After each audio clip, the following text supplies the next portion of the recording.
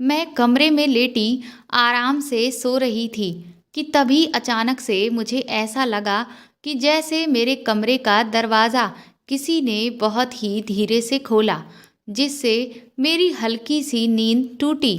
लेकिन मैं चुपचाप ऐसे लेटी रही कि जैसे मुझे कुछ भी सुनाई नहीं दिया और मैं गहरी नींद में हूँ। उसके बाद मुझे दो साए मेरे कमरे के अंदर आते हुए दिखाई दिए और अचानक से किसी ने मेरे पैरों को पकड़कर खींचा, जिससे मैं बुरी तरह से घबरा गई। तभी कमरे की लाइट जली और सामने का नज़ारा देखकर मैं दंग रह गई। सामने एक आदमी खड़ा हुआ था, वह भी बिना कुछ पहने हुए। उसे ऐसी हालत में देखकर मेरे तो हाथ पैर ही फूल गए। उसने तुरंत ही मुझे भी नीचे से बिना कपड़ों के कर दिया और फिर मेरे पैरों को इधर उधर कर वह ऐसे उछल के मेरे ऊपर बैठा जैसे कि कोई बंदर हो। और बस एक ही झटके में उसने पूरा का पूरा, मैं दर्द से बुरी तरह से बेहाल हो चुकी थी। उस आदमी के पीछे चंपाबाई खड़ी हुई थी। मैंने चंपाबाई के आगे हाथ जोड़े और उससे कहा कि तुम मेरे साथ आखिर ये सब क्यों कर रही हो? मुझे जाने दो, मुझे छोड़ दो। लेकिन चंपाबाई के ऊपर मेरी किसी भी बात का कोई असर नहीं हुआ। मेरा ये हाल देखकर भी उसका दिल नहीं पिघला और वह अभी भी एक पत्थर की मूर्ति बनी हुई खड़ी रही। मैं बार बार उसके आगे गिड़गिड़ा रही थी। उस आदमी से भी मैं प्रार्थना कर रही थी कि वह मेरे साथ ऐसा ना करे। तभी चंपाबाई मेरे करीब आकर मुझ पर चिल्लाते हुए कहने लगी कि मैं ना जाने कब से तुझसे उस राज को मुझे बताने के लिए कह रही हूँ, लेकिन क्या तूने आज तक मेरी बात मानी जो मैं तेरी बात मानूं? देख, आज भी मैं तुझे इससे बचा लूंगी, लेकिन शर्त यही है कि तू मुझे वह राज बताना होगा, वरना मैं तुझे छोड़ने वाली नहीं हूँ। आज तो ये आदमी तेरा वह हाल करेगा जो तूने कभी सपने में भी नहीं सोचा होगा। मैंने चंपाबाई से कहा कि मैं तुमसे कितनी बार कह चुकी हूँ कि मुझे किसी भी राज के बारे में कुछ भी नहीं पता है, लेकिन तुम मेरी बात सुनने को तैयार ही नहीं हो। आखिर मैं तुम्हें कैसे यकीन दिलाऊं अपनी बात का? मेरी बात सुनकर चंपाबाई मुझ पर नागिन की तरह फुफकारी और कहने लगी कि झूठ बोलती है तू। अब तक तू मुझसे झूठ ही बोलती आई है। तुझे ये राज अच्छे से पता है, लेकिन तू सुनने को तैयार ही नहीं है। देख, अभी भी तेरे पास वक्त है। मुझे सच सच बता दे उस राज के बारे में, वरना फिर अंजाम भुगतने के लिए तैयार हो जा। इतना कहते ही चंपाबाई ने उस आदमी को इशारा किया और बस उस आदमी ने अपना काम करना शुरू कर दिया कि तभी जैसे ही उसने वह सब करना मेरे साथ शुरू किया, बाहर से बहुत जोर का शोर होने लगा, जिससे हम सब का ध्यान बाहर की तरफ गया। चंपाबाई भी हैरत में पड़ गई कि आखिर बाहर ऐसा क्या हो गया जो इतना शोर हो रहा है। तभी कांता ताई दौड़ती हुई आई और उन्होंने चंपाबाई को आवाज़ लगाई कि विधायक जी आए हैं और वह बहुत गुस्से में हैं, इसीलिए तुम अभी के अभी उनसे चलकर मिलो। विधायक जी का नाम सुनते ही चंपा के माथे पर ढेर सारी पसीने की बूंदें आ गईं और उसके हाथ पैर कांपने लगे। उसने तुरंत ही उस आदमी को इशारा किया कि वह मुझे छोड़कर चंपाबाई के साथ में चले। उसके बाद वह दोनों मेरे कमरे से बाहर निकल गए। कांता ताई ने जब मेरी ऐसी हालत देखी तो वह मेरी तरफ आगे बढ़ी, लेकिन तभी चंपाबाई उनका हाथ पकड़कर उन्हें बाहर खींच कर ले गई और कहने लगी कि तू मेरा बनाया हुआ नियम भूल गई है क्या? इस लड़की से कभी कोई नहीं मिल सकता सिवाय मेरे। चल अब यहाँ से। इतना कहते हुए वह उन्हें धक्के मारकर बाहर की तरफ लेकर चली गई और मेरे कमरे के दरवाजे को बाहर से बंद कर दिया। बाहर अभी भी बहुत तेज शोर हो रहा था। सबसे पहले तो उठकर मैंने अपनी हालत ठीक की, अपने आंसुओं को पोंछा और फिर मैं सोचने लगी कि आखिर बाहर ऐसा क्या हो रहा है जो इतना हंगामा मचा हुआ है। कहने को तो मेरे उस कमरे में कोई भी खिड़की नहीं थी, लेकिन फिर भी अब तक मैं बाहर की सारी चीज़ों को देखती आई थी, क्योंकि उसके बारे में मुझे कांताबाई ने ही बता रखा था। दरअसल मेरे कमरे में जहाँ पर मेरा शीशा लगा हुआ था, उस शीशे को खिसकाने के बाद पीछे एक छोटा सा रोशनदान था और उस रोशनदान से बाहर का पूरा नज़ारा देखा जा सकता था। मैं हमेशा जब भी मुझे बाहर की कोई जानकारी चाहिए होती थी या बाहर की हवा खानी होती थी, तो मैं स्टूल पर चढ़कर उस रोशनदान से ही देख लिया करती थी। इसीलिए मैंने तुरंत ही अपने कमरे का दरवाज़ा अंदर से भी बंद किया और शीशे को खिसकाकर स्टूल रख के बाहर की तरफ देखने लगी। बाहर कोठे की सारी लड़कियां एक जगह पर घेरा लगाकर खड़ी हुई थीं और चंपाबाई एक बड़े से लंबे चौड़े आदमी जिसने सफ़ेद रंग का कुर्ता पजामा पहन रखा था, उससे कुछ बात कर रही थीं। उनकी बातचीत से ऐसा लग रहा था कि जैसे चंपाबाई उनसे बहुत मिन्नतें कर रही हैं। वह आदमी बहुत गुस्से में था। वह चंपाबाई से गुस्से में कुछ कह रहा था। थोड़ी देर के बाद चंपाबाई ने वहां से सभी लड़कियों को अंदर भगा दिया। अब वह उस आदमी को मक्खन पॉलिश लगाने की कोशिश कर रही थी। कुछ देर के बाद वह आदमी वहां से चला गया और ऐसा लगा कि चंपाबाई ने फिर चैन की सांस ली। जब सभी लोग वहां से चले गए तो मैं भी स्टूल से नीचे उतर आई और शीशे को उसकी जगह पर लगा दिया। उसके बाद मैं अपने बिस्तर पर आकर बैठकर सोचने लगी कि ना जाने बाहर ऐसा क्या हो गया है। और आज तो चंपाबाई ने मेरा जो हाल किया, उससे तो मेरी जान हलक में ही आ गई थी। मुझे अपनी किस्मत पर बहुत रोना आ रहा था। मैं मन ही मन अपनी माँ को याद करके रोने लगी कि वह जब इस दुनिया से गई तो मुझे अपने साथ लेकर क्यों नहीं गई, क्यों मुझे इस नरक में सजा भुगतने के लिए छोड़ गई। और इतने समय से चंपाबाई न जाने कौन से राज की बात कर रही है, जिसको मैं समझा समझा के थक चुकी हूँ कि मुझे वह राज नहीं पता। ऐसा आखिर कौन सा राज मेरी माँ को पता था जिससे चंपाबाई को इतना डर है कि अगर उसके बारे में किसी और को पता चल गया तो ना जाने क्या हो जाएगा। और इसके बारे में चंपाबाई जानने के लिए इस हद तक गिरती ही चली जा रही है। यही सब सोचते सोचते मैं अपनी पिछली जिंदगी को याद करने लगी। जब से मैंने होश संभाला तब से मैंने खुद को अपनी माँ के साथ इस कोठे में ही पाया था। मेरे आसपास जितनी भी लड़कियां थीं, सब नाच गाने का काम करती थीं। कुछ लड़कियां सिर्फ नाच गाना करके लोगों का दिल बहलाती और कुछ उन्हीं लोगों के बिस्तर तक भी जाती हैं। मेरी माँ के साथ भी चंपाबाई ने यही सब करवाने की बहुत कोशिश की, लेकिन मेरी माँ की हिम्मत के आगे चंपाबाई हार गई थी और वह कभी भी मेरी माँ को लोगों के बिस्तर तक नहीं पहुँचा पाई। लेकिन नाचने गाने का काम मेरी माँ को करना पड़ा। उसकी मजबूरी मैं थी, क्योंकि अगर माँ ऐसा नहीं करती तो चंपाबाई ने साफ साफ मेरी माँ को इस बात की धमकी दे दी थी कि वह फिर मुझे खाने पीने का कुछ भी नहीं देगी और हम दोनों माँ बेटी भूखे प्यासे ही मरेंगे। बस अपनी बच्ची का पेट भरने की खातिर ही मेरी माँ ने उसकी यह शर्त मान ली थी। और फिर तो कुछ समय के बाद ऐसा हुआ कि मेरी माँ एक भयंकर बीमारी की गिरफ्त में आ गई, जिसके बाद तो चंपाबाई ने खुद ही मेरी माँ पर इस बात का दबाव बनाना बंद कर दिया कि वह अपने ग्राहकों को खुश करे, क्योंकि एक बीमार के साथ तो कोई भी वह सब नहीं करना चाहेगा। जहाँ एक तरफ मैं अपनी माँ की बीमारी से बहुत ज़्यादा दुखी थी, क्योंकि इतना मुझे समझ आने लगा था कि ये बीमारी मुझे मेरी माँ से अलग कर देगी, वहीं मेरी माँ कहीं ना कहीं खुश थी कि उसे इस नरक भरी जिंदगी से छुटकारा मिल जाएगा और उसे वह काम भी नहीं करना पड़ेगा जो उसकी इज्जत को खराब कर दे। लेकिन अगर मेरी माँ को चिंता थी तो सिर्फ मेरी, कि कहीं ऐसा ना हो कि आगे चलकर चंपाबाई, जो अभी तक मेरी माँ से नहीं करवा पाई थी, वह सब मुझसे करवाए। इसीलिए मेरी माँ बहुत परेशान रहती थी। पर फिर एक दिन ऐसा हुआ कि मेरी माँ की मौत हो गई और उसकी मौत के बाद से ही चंपाबाई अक्सर मेरे कमरे में आती और मुझसे हाथ जोड़कर मिन्नतें करती कि वह राज जो तेरी माँ के पास था वह मुझे बता दे।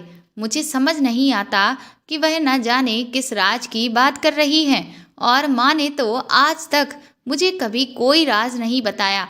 मैंने उनसे कई बार कहा कि मेरी माँ मुझे कुछ भी बताकर नहीं गई है, पर उसने आज तक मेरी बात का विश्वास नहीं माना, और इसीलिए कभी प्यार से तो कभी धमकाकर, कभी डराकर वह मुझसे उस राज को उगलवाने की कोशिश करती रही जो मुझे पता ही नहीं है।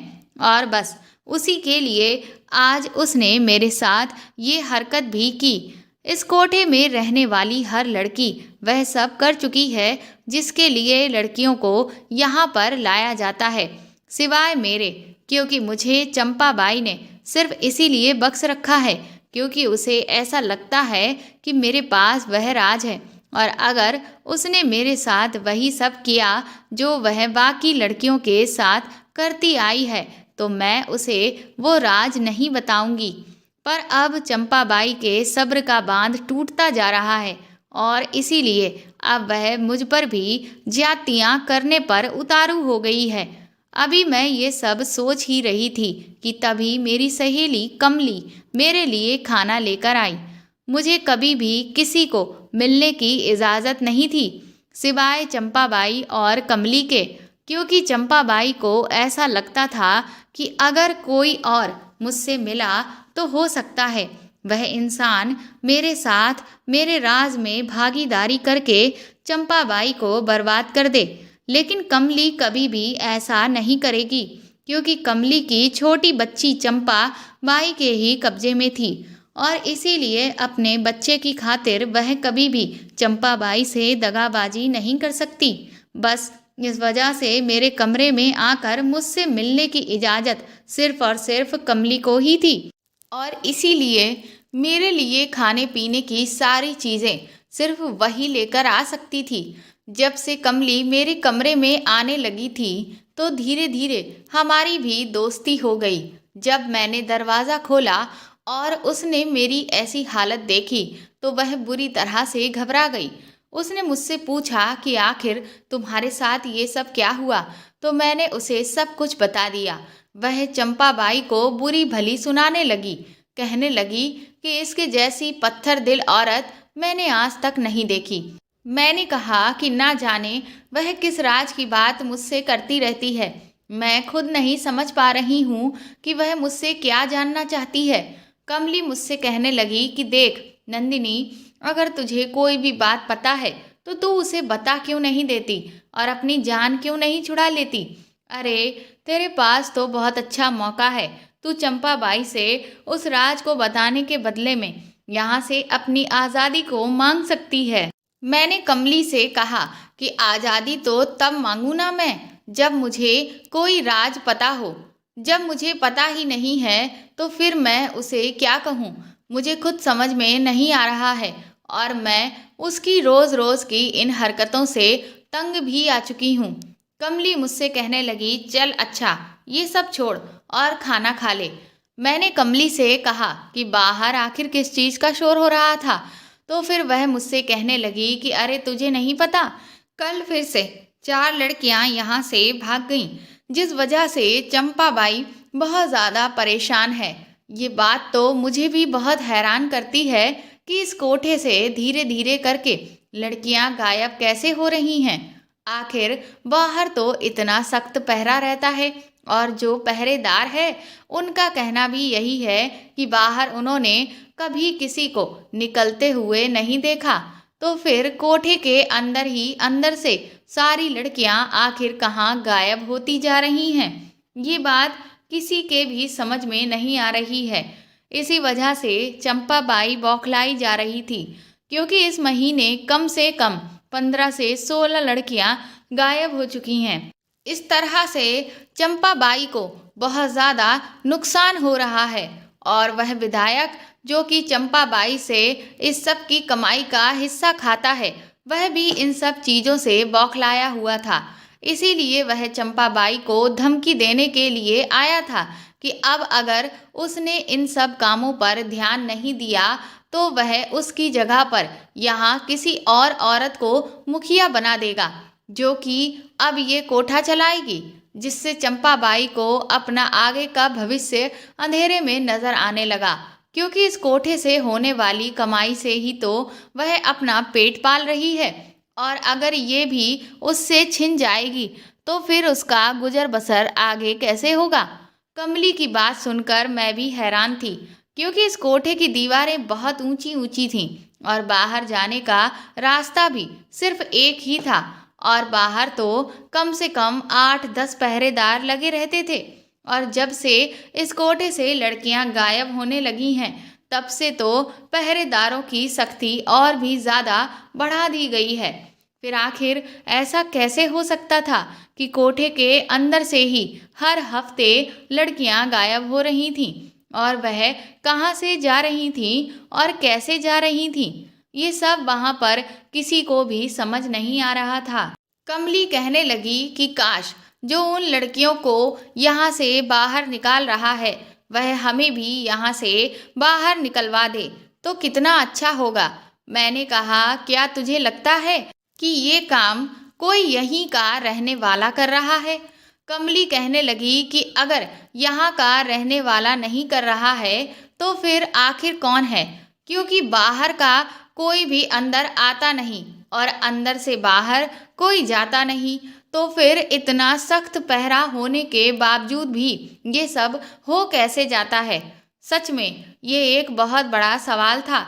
अब मुझे समझ आ चुका था कि आज चंपाबाई इतना ज़्यादा भड़की हुई क्यों थी, क्योंकि इस तरह से अगर एक एक करके उसके कोठे से सारी लड़कियां गायब होती चली गईं तो उसका तो धंधा बहुत जल्दी चौपट हो जाएगा, और उसकी जो अच्छी कमाई हो रही है वह बंद पड़ जाएगी। और फिर विधायक को अगर उसका हफ्ता नहीं मिला तो वह चंपाबाई के सर से अपना हाथ हटा लेगा। फिर तो आए दिन कभी पुलिस वाले तो कभी और दूसरे नेता उसे परेशान करने लगेंगे, और फिर विधायक को भी इस कोठे से बहुत कमाई होती है, और जब उसकी कमाई बंद होगी तो वह चंपाबाई की भी हालत खराब कर देगा। अब ये दो बातें मुझे हद से ज़्यादा परेशान कर रही थीं। एक तो ये कि चंपाबाई न जाने किस राज की बात मुझसे पूछती रहती है, और दूसरा ये कि कोठे की लड़कियां आखिर अंदर ही अंदर से कहाँ गायब हुई जा रही हैं। थोड़ी देर के बाद कमली भी वहाँ से चली गई, लेकिन मैं बहुत ज़्यादा उलझन में थी और परेशान भी, क्योंकि आज तो वह विधायक आ गया जिस वजह से चंपाबाई को बाहर जाना पड़ा और मैं उस सब से बच गई। लेकिन अब कल ना जाने मेरे साथ क्या होगा, क्योंकि अब तो मुझे चंपाबाई की आंखों में ये साफ दिख गया था कि वह मुझे किसी भी कीमत पर अब छोड़ने वाली नहीं है। अगर उसे मुझसे वो राज नहीं मिल पाया तो वह मेरा भी वही हाल करेगी जो बाकी लड़कियों का करवाती है। यही सब सोचते सोचते तकरीबन आधी रात का वक्त हो गया था। मुझे नींद ही नहीं आ रही थी कि तभी मेरे दरवाजे पर हल्की सी दस्तक हुई, जिससे मैं बुरी तरह से फिर से घबरा गई कि कहीं चंपाबाई फिर से किसी आदमी को लेकर मेरे कमरे में तो नहीं आ गई। मैं दौड़कर एक कोने में चुपचाप खड़ी हो गई और कमरे की लाइट बंद कर दी। लेकिन मुझे सामने से जो इंसान अंदर आता हुआ दिखाई दिया वह तो कांता ताई थी। ताई को देखकर मैंने चैन की सांस ली और तुरंत ही कमरे की लाइट जलाकर उनके पास आ गई। वह बहुत ही धीरे से दबे पांव अंदर आईं और कमरे का दरवाज़ा अंदर से बंद कर लिया। मैंने उनसे कहा, ताई आप मुझसे आखिर यहाँ क्यों मिलने आई हैं? अगर आपको चंपाबाई ने मेरे कमरे में देख लिया तो वह आपकी खाल उधेड़ देगी। आपको नहीं पता कि वह औरत कितनी बेरहम है।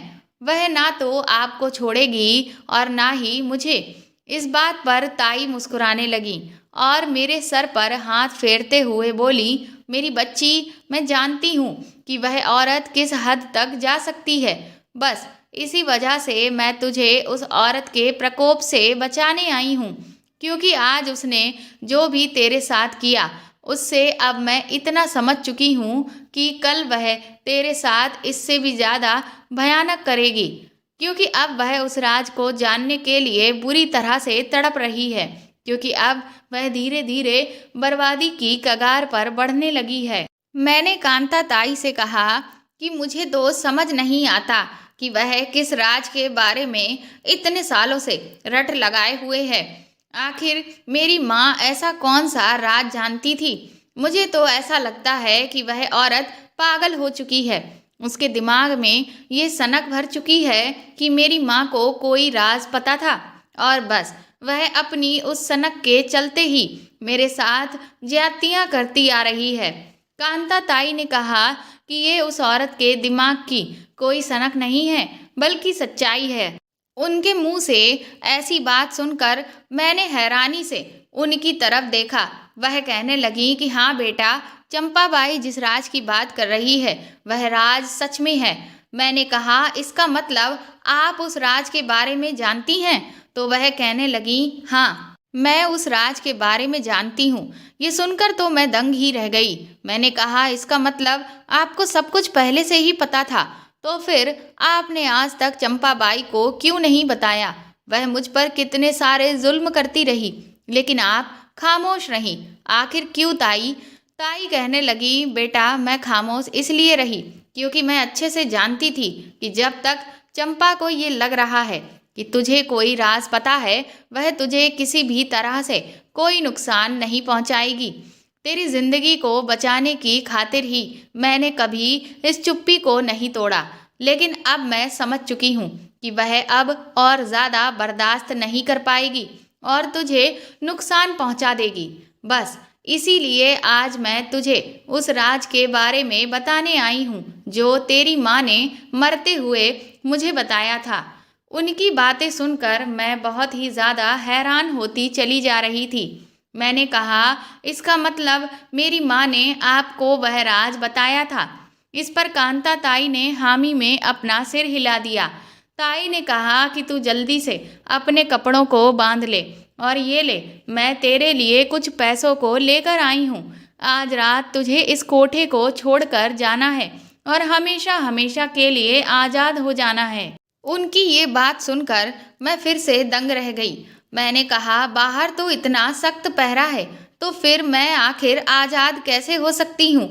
कांता ताई धीरे से मुस्कुराई और कहने लगी बिल्कुल उसी तरह से जैसे आज तक इस कोठे से जाने वाली लड़कियां, जिन्हें सब लोग ये समझते हैं कि वह कहीं गायब हो जाती हैं, वह आज़ाद होती रहीं, ठीक उसी तरह से तू भी आज़ाद हो जाएगी। मैंने ताई से कहा इसका मतलब उन लड़कियों को आज़ाद करने वाला और कोई नहीं बल्कि आप हैं।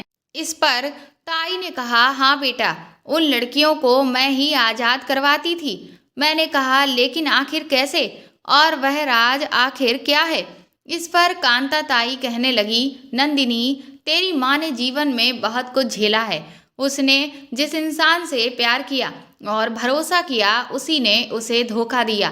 तेरे पिता पहले से ही शादीशुदा थे, लेकिन तेरे पिता को कई सारी औरतों से रिश्ते बनाने का शौक था, इसीलिए उसने तेरी माँ को भी शादी करने का झांसा दिया और तेरी माँ ने उन पर भरोसा करके अपनी जिंदगी की सबसे बड़ी गलती की। तेरे पिता ने जब अपनी मनचाही इच्छा तेरी माँ से पूरी कर ली तो उसके बाद उससे छुटकारा पाने के लिए उन्होंने तेरी माँ को इस कोठे पर बेच दिया। पहले तो तेरी माँ ने खुद को इस दलदल से निकालने की खातिर खुद को खत्म करने का फैसला कर लिया था, लेकिन इससे पहले कि वह ऐसा कुछ कर पाती कि तभी उसे पता चला कि उसकी कोख में एक नन्ही जान पल रही है। फिर उसने अपने बच्चे की खातिर इस जिंदगी की सारी मुसीबतों को झेलने का फैसला कर लिया। 9 महीने तक तो चंपाबाई ने उसे कुछ भी नहीं कहा, सिर्फ उससे यहाँ के कामकाज करवाती रही। लेकिन जब तू पैदा हो गई तो वह तेरी माँ के साथ भी वही सब करना चाहती थी जो यहाँ की बाकी लड़कियों के साथ होता है। लेकिन तेरी माँ इरादों की पक्की थी। उसने चंपाबाई के सामने झुकने से इनकार कर दिया था। वह हर समय सिर्फ पूजा पाठ में ही लगी रहती। यहाँ पर जो भी लड़कियां हैं, उनके पास काम करने के बाद इतना वक्त ही नहीं होता कि वह पूजा पाठ करें। लेकिन तेरी माँ हर रोज गीता पढ़ती और भगवान को पूजती, और बस ये जो राज है वह उसे वहीं से मिला, और इसीलिए उसके सिवाय आज तक किसी को वो राज नहीं मिल पाया, क्योंकि उसके सिवाय इस मनहूस जगह पर किसी ने भी भगवान को नहीं पूजा। इसके बाद से तेरी माँ ने जब उस राज को जान लिया, तो जो लड़कियां बेचारी मजबूरी में आकर इस दलदल में फंसी होती थीं, उनको वह यहाँ से निकलवा देती थी, जिससे चंपाबाई बहुत ज़्यादा परेशान रहती थी कि आखिर उसके यहाँ की लड़कियां अंदर ही अंदर से कहाँ गायब हो जाती हैं।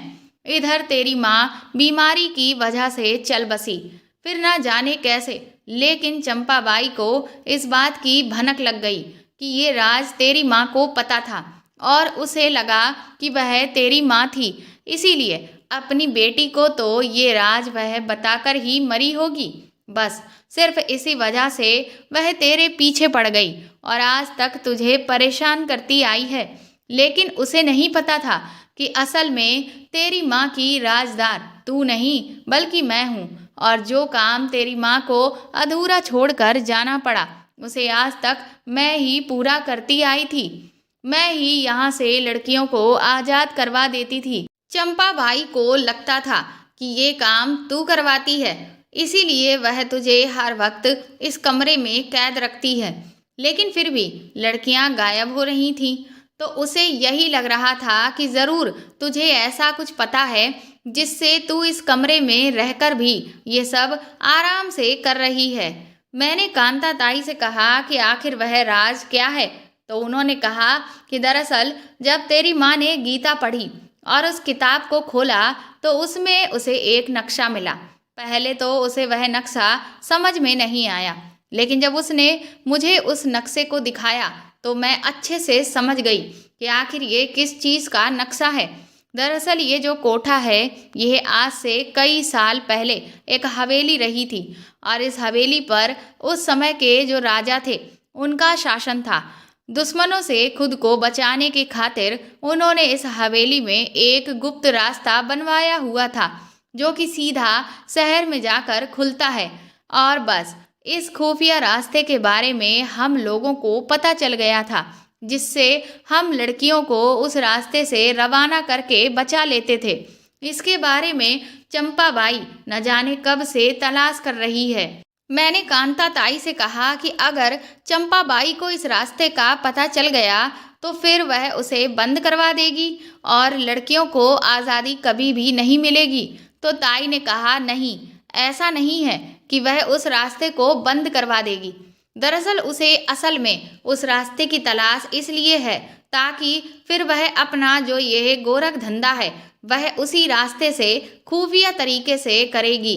अभी सामने से जब ये सब वह करती है तो इसके बदले में उसे बहुत सारे पैसे भी खर्च करने पड़ते हैं, और जब कभी भी यहाँ पर पुलिस वाले धावा बोलते हैं तो बचने के लिए भी वह उस रास्ते का इस्तेमाल करना चाहती है। इसीलिए वह ना जाने कितने सालों से उस रास्ते की तलाश कर रही है, लेकिन उसके हाथ में कभी वह नक्शा लगा ही नहीं, क्योंकि वह नक्शा तो उस धार्मिक किताब में छुपा हुआ था जिसके बारे में वह कभी सपने में भी नहीं सोच सकती थी। लेकिन आज मैं चाहती हूँ कि जिस रास्ते की खोज तेरी माँ ने की थी, उसी रास्ते से आज मैं तुझे आज़ाद करवा दूँ। इसके बाद मैं कांता ताई के साथ अपने कमरे से बाहर निकली। सभी लोग सो रहे थे, चारों तरफ घना अंधेरा था। हम दबे पांव पूजा घर की तरफ निकल लिए। कांता ताई ने पूजा घर में रखी हुई एक बड़ी सी लकड़ी की अलमारी को बहुत ही धीरे से खोला, और जब उसे खोलने के बाद उन्होंने उसके अंदर का हिस्सा पीछे की तरफ धकेला तो सच में उसके पीछे एक बड़ा सा रास्ता था, जिसे देखकर मैं दंग रह गई। मुझे वहां से अकेले जाते हुए बहुत डर लग रहा था, लेकिन ताई ने मुझे हिम्मत देते हुए कहा कि मेरी बच्ची, अपने आप को इस दलदल से बाहर निकालने के लिए तुझे यहाँ से जाना ही होगा। और मेरी एक बात हमेशा याद रखना कि तेरी माँ का आशीर्वाद हमेशा तेरे साथ है। इसीलिए तुझे डरना नहीं है, बल्कि अपने जीवन को सुधारने के लिए कड़ी मेहनत करनी है। तेरी माँ हमेशा से चाहती थी कि तू कभी भी उनके जैसा काम ना करे, बल्कि एक इज्जत की जिंदगी जिए। मैंने ताई से कहा, आप भी मेरे साथ चलिए और इस जगह को छोड़ दीजिए। पर वह कहने लगी कि बेटा, मेरी उम्र तो अब निकल गई है और रही बची जो कुछ बाकी रह गई है उसमें मैं जितनी लड़कियों को बचा सकती हूँ उतना ज़्यादा बचाना चाहती हूँ। इसीलिए मैं यहाँ से नहीं जा सकती। मैं कांता ताई के गले लगी और आंखों में आंसू लिए कंधे पर सामान टांग कर मैं चुपचाप वहाँ से निकल ली। वह रास्ता वाकई बहुत लंबा था और अंधेरे से भरा हुआ था, लेकिन फिर भी मैं अंदाजे से धीरे धीरे चलते चलते काफ़ी देर के बाद उस रास्ते से बाहर आई। वह रास्ता एक बड़ी सी सड़क पर खुल रहा था। मुझे बहुत डर लग रहा था, लेकिन फिर भी मैं हिम्मत करते हुए वहाँ पर किसी मदद की आस में खड़ी रही। थोड़ी ही देर के बाद वहाँ से एक काफिला गुजरा। वह काफिला बंजारों का था। मैंने उनसे मदद मांगी। वह लोग बहुत अच्छे थे। उनमें से एक लड़की जो मेरी ही उम्र की थी, उसने मुझे अपने तांगे में बिठा लिया। अगली सुबह उसने मुझसे मेरी पहचान पूछी तो मैंने उसे सब कुछ बता दिया। मेरी आप बीती सुनकर उसकी भी आंखों में आंसू आ गए। उसने मुझसे कहा कि अब मैं कहीं भी ना जाऊं, बल्कि उसके साथ ही रहूं और उनका ही हिस्सा बन जाऊं। मेरी भी उससे अच्छी दोस्ती हो चुकी थी और इसीलिए मैंने उनके साथ रहने का फैसला कर लिया और फिर मैं हमेशा हमेशा के लिए उन बंजारों के साथ ही रह गई। दोस्तों, इस दुनिया में तरह तरह के लोग हैं। कोई चंपा बाई के जैसा है जो सिर्फ अपने स्वार्थ के बारे में सोचकर किसी दूसरे इंसान को किसी भी हद तक नुकसान पहुंचा सकता है, तो कोई कांता ताई के जैसा जो अपने किसी भी स्वार्थ के बारे में ना सोचकर लोगों की मदद करते हैं। और ठीक उसी तरह से वो उस लड़की की तरह भी कुछ लोग हैं जो मुझे बंजारों के काफिले में मिली थी। अब ये फैसला हमें करना है कि हमें किसकी तरह बनना है। आज के समय में इंसानियत धीरे धीरे खत्म होती जा रही है, क्योंकि इंसानियत को बचाने के लिए हम इंसान ही कुछ भी नहीं कर रहे हैं। पर हमें इस ओर ध्यान देना चाहिए और अपने दिलों से दया की भावना, किसी की मदद की भावना को खत्म नहीं करना चाहिए। तो दोस्तों, आपको मेरे द्वारा लिखी हुई ये कहानी कैसी लगी कमेंट करके ज़रूर बताएं और प्लीज़ इस कहानी को ज़्यादा से ज़्यादा शेयर और लाइक करके मेरे चैनल को सपोर्ट करें। साथ ही अगर आप चाहें तो मुझे सुपर थैंक्स भी खरीद कर दे सकते हैं। सुपर थैंक्स का ऑप्शन आपको इस वीडियो के नीचे दिए हुए सभी ऑप्शंस में दिखेगा, जो बिल्कुल ऐसा दिखता है जैसा कि हार्ट शेप में बना हुआ साइन है। और अगर आप मेरे चैनल पर नए हैं तो सब्सक्राइब करके बेल आइकन ज़रूर दबा दें, ताकि आगे भी मैं आपको ऐसी ही अच्छी कहानियाँ सुनाती रहूँ। Thank you.